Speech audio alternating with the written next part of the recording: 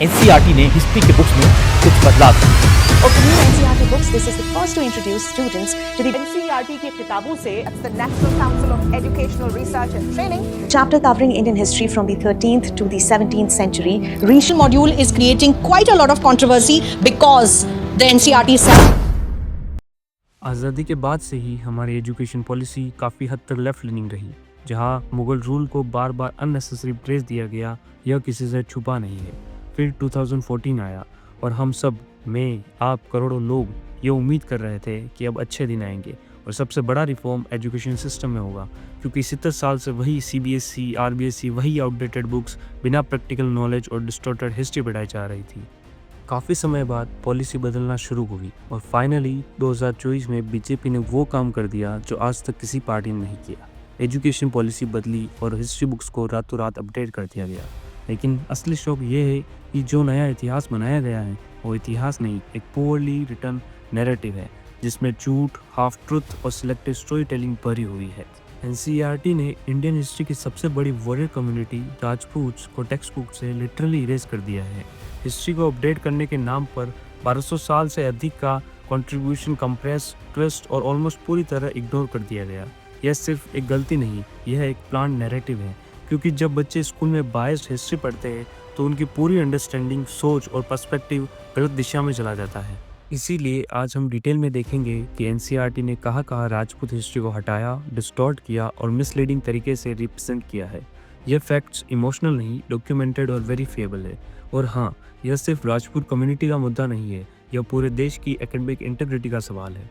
जहाँ old NCERT में the rulers of Delhi में तोमर और चौहान राजपूत राजवंश का जिक्र था, वही न्यू NCERT में इनका जिक्र ही नहीं है। शुरुआत ही पृथ्वीराज चौहान की हार से की जाती है।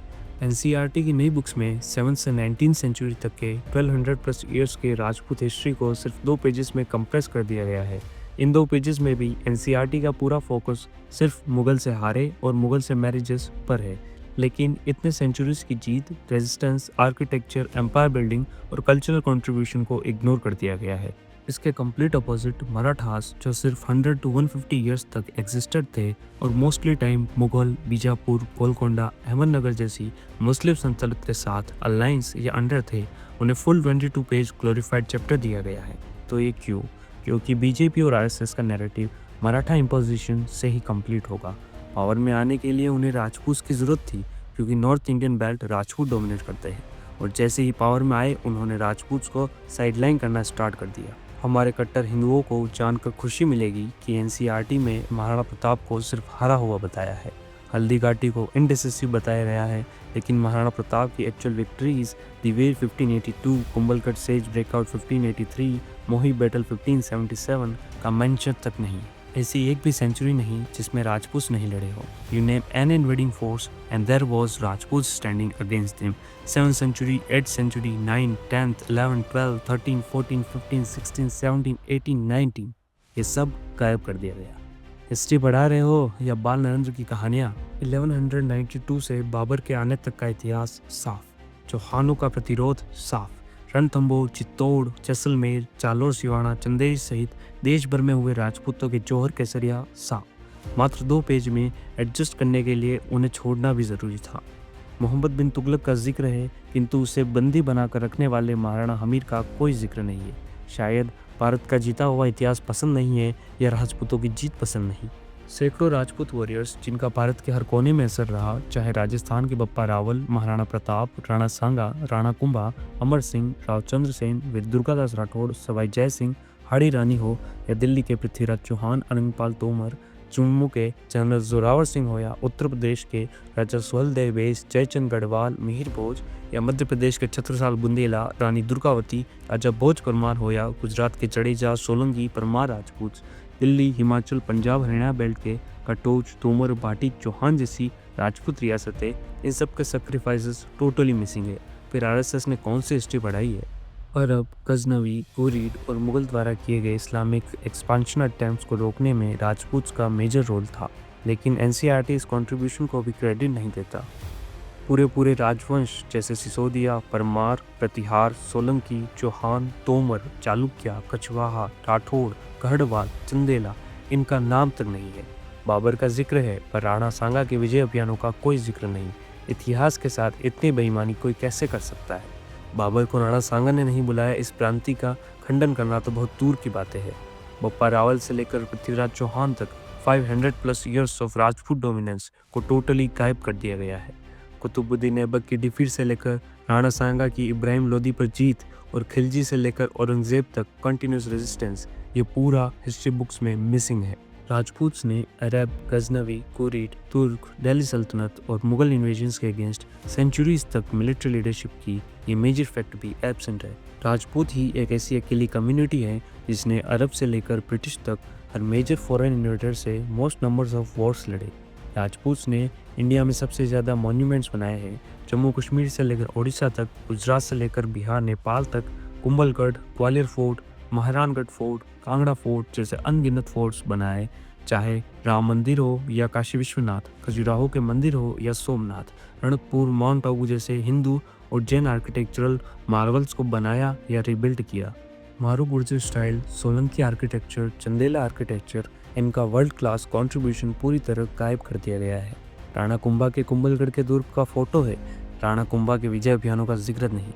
मतलब जिस कम्युनिटी ने भारत के सबसे ज़्यादा मंदिर बनवाए, सबसे ज़्यादा इमारतें बनवाई और जिसका गर्व पूरा हिंदुस्तान करता है, उस कम्युनिटी को आर्किटेक्चर का क्रेडिट देना शायद भूल गए होंगे। हिंदू मुस्लिम कराने से टाइम मिलेगा तब ना। तो अब मेरे आज के नए नए हिंदुओं के मन में सवाल तो आएगा कि ये सब नहीं ऐड किया तो बुक में ऐसा क्या बताया गया है। एनसीईआरटी का पूरा फोकस मराठा टाइम पीरियड पे है, जहाँ 1200 साल के राजपूत रूल को 2 पेज दिए, वही 100 से 150 साल के मराठा टाइम जिसमें भी अलायंस था, कभी मुगलों से, कभी गोलकोंडा से, कभी अफगानी से, कभी अंग्रेज़ों से, उनको 22 पेज का एक full story telling glorified chapter दे दिया।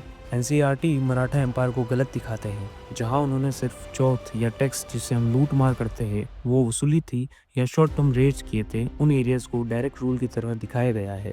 हिस्टोरिकली मराठास कई जगह पर सिर्फ टैक्स कलेक्टर, रेडर्स या टेम्पररी एक्यूपायर्स थे, कंसिस्टेंट रूलर्स नहीं। लेकिन एनसीईआरटी इसे भी एग्जिग्रेट करता है, जहाँ एक तरफ हिंदुस्तान के सबसे बड़े मंदिर, सबसे बड़ी इमारतें जो राजपूत्स ने बनाई उसे हिस्ट्री बुक से हटा दिया गया, वही अगर मराठाओं ने झोपड़ी भी बनाई तो उसको भी एनसीईआरटी में ग्लोरीफाई कर दिया। मतलब चल क्या रहा है? इवन जहाँ जहाँ पानी पिया उसको भी मराठा टेरिटरी के अंडर दिखा दिया और नाम दिया हिंदवी स्वराज। ये हिंदवी स्वराज्य नहीं, मराठी स्वराज्य था। वरना हिंदुओं के मंदिर में लूट मार करना ये कौन बताएगा? बंगाल में मास रेप करना ये कौन बताएगा? हिंदुओं को कत्ले आम करना ये कौन बताएगा?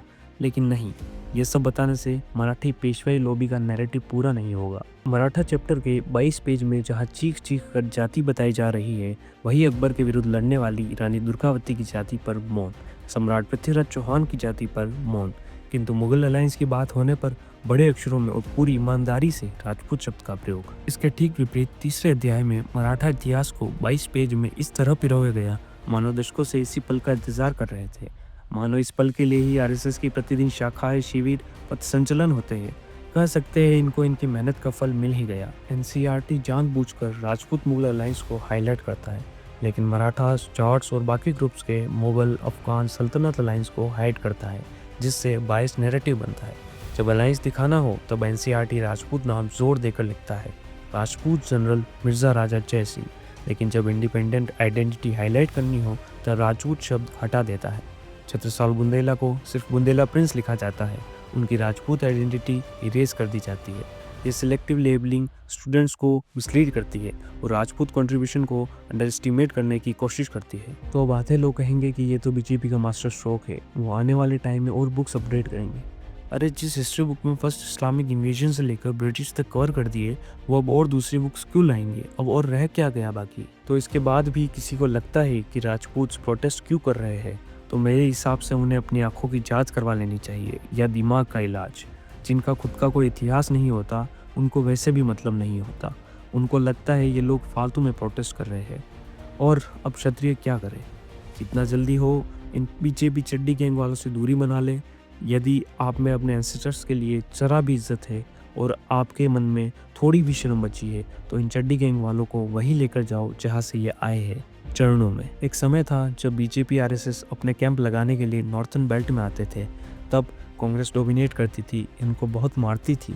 तब ठाकुर साहब करते करते आते थे और ठाकुर साहब बोले जो खुद की सुरक्षा में इनको गाँव-गाँव और ढाणी-ढाणी तक पहुँचाया और आज उनको ये इज़्ज़त मिली है।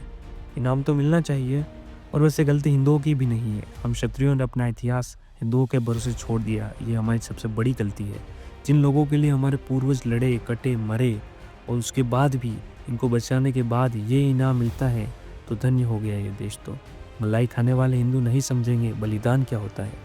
ज़रा सोच के देखिए, हिंदुओं के मेजॉरिटी देश में, हिंदुओं की कट्टर सरकार में इन हिंदुओं को लगता है कि बीजेपी गई तो हिंदू खत्म, इधर बीजेपी हटी तो उधर नोनी कटी।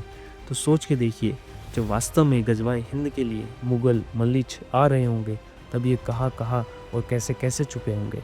लेकिन तब समय सिर्फ राजपूत के लड़ने का था, तब इन्हें सिर्फ क्षत्रिय ही याद आते थे। आई होप आपको ये सब जानकर थोड़ा ज्ञान तो मिला ही होगा। अगला वीडियो हमारी कट्टर हिंदूवादी पार्टी का हिंदू भाईचारे बढ़ाने पर होगा, तो लाइक कीजिए, कमेंट कीजिए, शेयर और सब्सक्राइब कीजिए।